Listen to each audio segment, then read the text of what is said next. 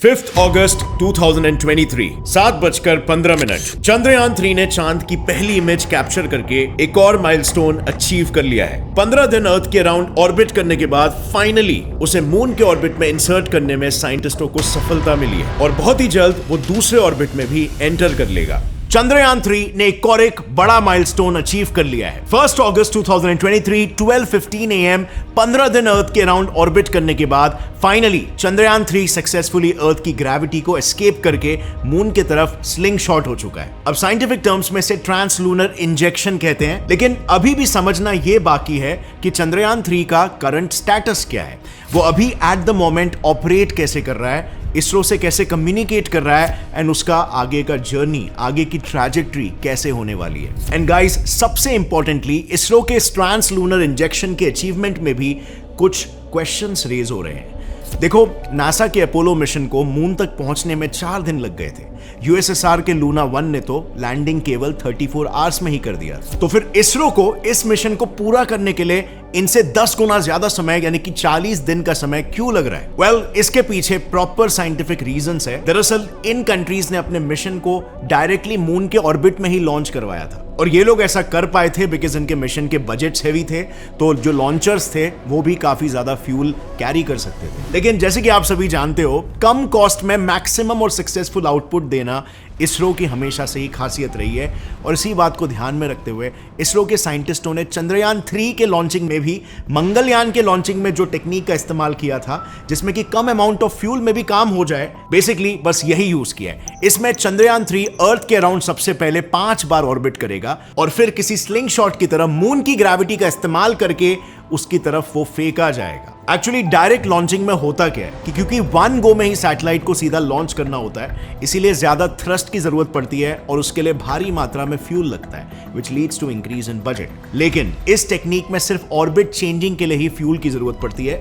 और इसीलिए जहां पर अपोलो की डायरेक्ट लॉन्चिंग के लिए उसे 4,40,000 किलोस का फ्यूल लगा था, वहीं पर चंद्रयान 3 उससे 15 गुना कम फ्यूल यानी कि सिर्फ 27,000 किलोस में इस मिशन को पूरा करने वाली है। और इसीलिए अपोलो को जहां पर एक रॉकेट भेजने के लिए 2,919 करोड़ लगे थे, वहीं पर चंद्रयान 3 ये मिशन सिर्फ 615 करोड़ में हो पाया है। अब भले ही बजट कम हो, लेकिन इसरो के एक्स चेयरमैन जी माधवन नायर के मुताबिक इतना कम बजट होने के बावजूद भी इसरो का सक्सेस रेट बाकी कंट्रीज से 50% ज्यादा है। In fact famous ISRO scientist Nambi Narayan ji का तो ये कहना है कि चंद्रयान 3 डेफिनेटली सक्सेसफुल होगा इस बार, और ऐसा इसीलिए क्योंकि इसरो अपनी गलतियों को ध्यान से आइडेंटिफाई करता है और फिर उन पर ही काम करके अगले मिशन को अंजाम देता है। और इस पर्टिकुलर मिशन के लिए भी current ISRO chairman S Somnath के मुताबिक भी चंद्रयान 3 में उन्होंने हर उस चीज पर बारीकी से ध्यान दिया है जिसकी वजह से चंद्रयान 2 फेल हो गया था। इसके लिए उन्होंने लॉन्च के 3 दिन पहले लॉन्च रिहर्सल भी की थी। सो 11 जुलाई 2023 को इसरो साइंटिस्टों ने मिशन की लॉन्च रिहर्सल भी की थी, जिसे वेट ड्रेस रिहर्सल भी कहते हैं। इस प्रोसेस में व्हीकल यानी कि रॉकेट को लॉन्च पैड पर लोड किया जाता है और सारे कम्युनिकेशन सिस्टम्स, प्रोटोकॉल्स सेटअप किए जाते हैं, जिसके बाद काउंटडाउन का सिमुलेशन स्टार्ट होता है, मगर रॉकेट को इग्नाइट अभी तक नहीं किया जाता। इससे बेसिकली होता यह है कि सारे सिस्टम्स प्रॉपर्ली काम कर रहे हैं कि नहीं ये चेक हो जाता है और अगर कोई प्रॉब्लम हुआ तो उसे लॉन्चिंग के पहले ही सॉल्व कर दिया जाता है।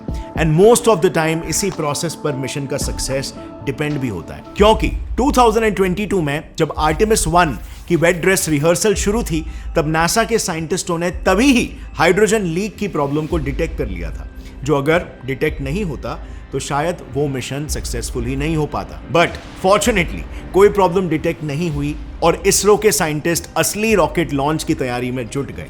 And finally, as we all know, 14 जुलाई को 2:35 पर चंद्रयान 3 ने लॉन्च व्हीकल VM3M4 की मदद से चांद की तरफ अपनी उड़ान भरकर पृथ्वी के पार्किंग ऑर्बिट में सही सलामत एंटर कर लिया। इस पार्किंग ऑर्बिट में किसी भी सैटेलाइट के रिवॉल्व करने के अपने फायदे होते हैं, क्योंकि सपोज रॉकेट अगर एटमॉस्फेरिक ड्रैग या ग्रेविटी के वजह से अपनी प्लान्ड ट्रैजेक्टरी से थोड़ा भी डिविएशन दिखाता है, तो उसे डायरेक्ट लॉन्च के मुकाबले दोबारा से ट्रैक पर लाना आसान हो जाता है। सो इसी पार्किंग ऑर्बिट में चंद्रयान 3 ने शुरुआत में रिवॉल्व किया और वहीं अपने लॉन्च व्हीकल से अलग होकर अपनी इंडिविजुअल जर्नी पर निकल पड़ा। इसके बाद चंद्रयान 3 ने 5 अलग अलग अर्थ सेंट्रिक ऑर्बिट्स में रिवॉल्व किया, जहां 17 जुलाई से 25 जुलाई के बीच के स्टेप्स में उसे थ्रस्ट दिया गया ताकि वो एक एक करके पहले से बड़े ऑर्बिट्स में एंटर कर सके। इस पूरे प्रोसेस को ऑर्बिटल स्पीड मैन्यूवरिंग कहते हैं, जिसे सबसे पहले 1925 में थियोरेटिकली फॉर्मुलेट किया गया था। दरअसल साल 1925 में जर्मन इंजीनियर वॉल्टर हॉमन ने एक बुक पब्लिश की थी, द अटेनेबिलिटी ऑफ हेवनली बॉडीज, जिसमें उन्होंने किसी भी ऑब्जेक्ट को एक ऑर्बिट से दूसरे ऑर्बिट में भेजने के लिए लगने वाले मिनिमम अमाउंट ऑफ एनर्जी को कैलकुलेट किया था, जिसे उन्होंने नाम दिया द हॉमन ट्रांसफर। बेसिकली हॉमन ट्रांसफर इस प्रोसेस के मुताबिक जब कोई भी एलिप्टिकल ऑर्बिट में घूम रही सैटेलाइट पृथ्वी के सबसे नजदीक पॉइंट पर होती है, यानी कि इस पॉइंट पर, तब उसे थ्रस्ट दिया जाता है ताकि वो दूसरे लंबे ऑर्बिट में एंटर कर सके। इस प्रोसेस की वजह से फ्यूल सिर्फ थ्रस्टिंग फेज में ही इस्तेमाल होता है, जिसके नतीजे में फ्यूल की कंजम्पशन कम हो जाती है। तो एग्जैक्टली इसी प्रोसेस की मदद से चंद्रयान 3 ने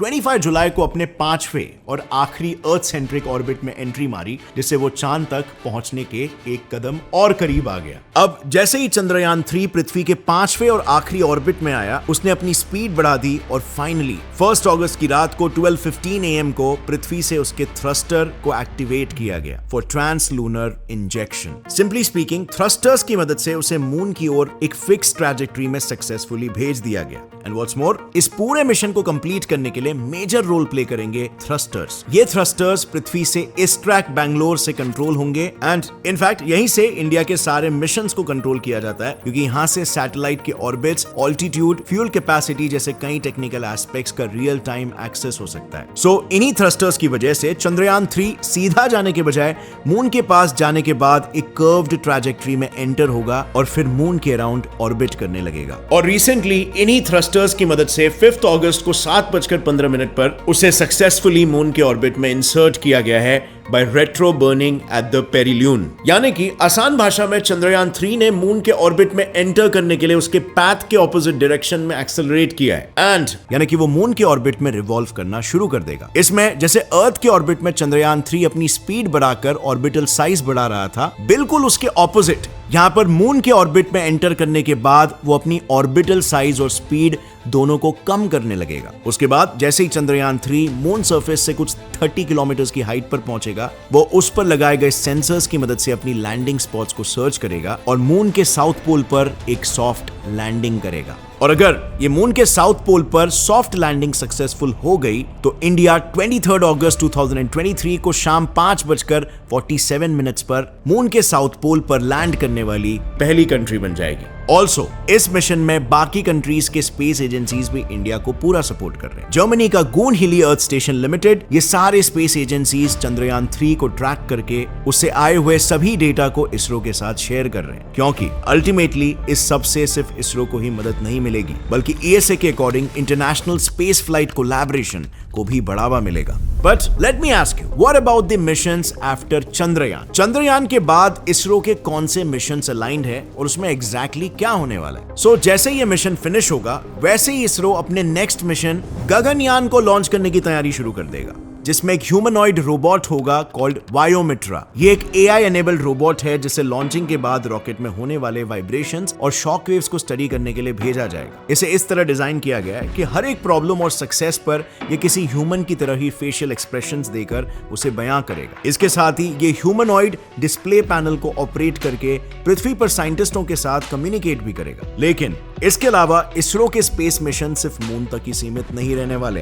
in fact deep solar system exploration के लिए इसरो अगले कुछ सालों में कई सारे माइंड ब्लोइंग मिशंस को लॉन्च करने वाला है, जैसे कि आदित्य L1। इस मिशन में बेसिकली एक प्रोब सूरज की स्टडी करने के लिए रवाना हो जाएगा। इस मिशन का मेन ऑब्जेक्टिव है सोलर एटमॉस्फेयर को, खास करके क्रोमोस्फीयर को और कोरोना को स्टडी करना, जिसके लिए इसमें 7 पेलोड्स इंसर्ट किए गए हैं। उसमें से 4 सोलर सरफेस को स्टडी करेंगे और बचे हुए 3 सोलर विंड्स और मैग्नेटिक फील्ड को ऑब्जर्व करेंगे। इसके बाद फ्रेंड्स साल 2031 तक इंडिया शुक्रयान 1 भी लॉन्च करने वाला है, जो वीनस पर होने वाले volcanic activities, wind speed, atmosphere और बाकी के प्लैनेटरी फीचर्स को ऑब्जर्व करेगा। एंड फाइनली शुक्रयान 1 के बाद अगला मिशन होगा मंगलयान 2, जो मंगलयान 1 के मिशन को कंटिन्यू करेगा आगे। ऐसा इसीलिए क्योंकि फ्यूल और बैटरी खत्म होने की वजह से मंगलयान का इसरो के ग्राउंड स्टेशन के साथ कॉन्टैक्ट टूट चुका है और इसी के साथ मिशन भी वहीं पर खत्म हो गया। लेकिन मंगलयान 1 की तरह ये भी एक ऑर्बिटल मिशन ही होगा और अगर ये मिशन सक्सेसफुल हो गया तो इसरो उसके कुछ ही सालों में अपना लैंडर मार्स पर भी लैंड कराएगा और इस पूरे मिशन की लीड होगी scientist doctor Ritu Karidhal, rocket women of India, जिसने मंगलयान मिशन को लीड करके सक्सेसफुली लॉन्च भी किया था। एंड मंगलयान मूवी जो अगर आपने देखी है तो उसमें विद्या बालन का जो कैरेक्टर है वो भी इन्हीं से ही इंस्पायर्ड था। लेकिन friends, do you know over here Akshay Kumar का कैरेक्टर किससे इंस्पायर्ड था? Well, the moon man of India Padmashri Mylswamy Annadurai ji, जिससे बाय द वे इसी चैनल पर हमने एक पॉडकास्ट वीडियो में खूब चर्चा की है, all about the mission, about aliens, about God, about religion, about how to join ISRO, about ISRO's future missions, about the meaning of life, about multiverse, about string field theory and lot more, जिसे आप यहां पर click करके देख सकते हो। Highly recommend you check out this video. बहुत ही इंटरेस्टिंग कॉन्वर्सेशन है एक ट्रू जीनियस साइंटिस्ट के साथ। And with that said friends, that's all for today. अगर ये वीडियो अच्छी लगी तो एक लाइक जरूर ठोकना। गौरव जी ठाकुर इंस्टाग्राम आईडी पर मुझे फॉलो भी कर लो, क्योंकि मैं वहां पर आपको अपडेटेड रखूंगा और आपके जो क्वेश्चंस वगैरह है उन्हें भी आंसर करने की कोशिश करूंगा। See you next time. तब तक के लिए as always stay curious, keep learning and keep growing. जय हिंद।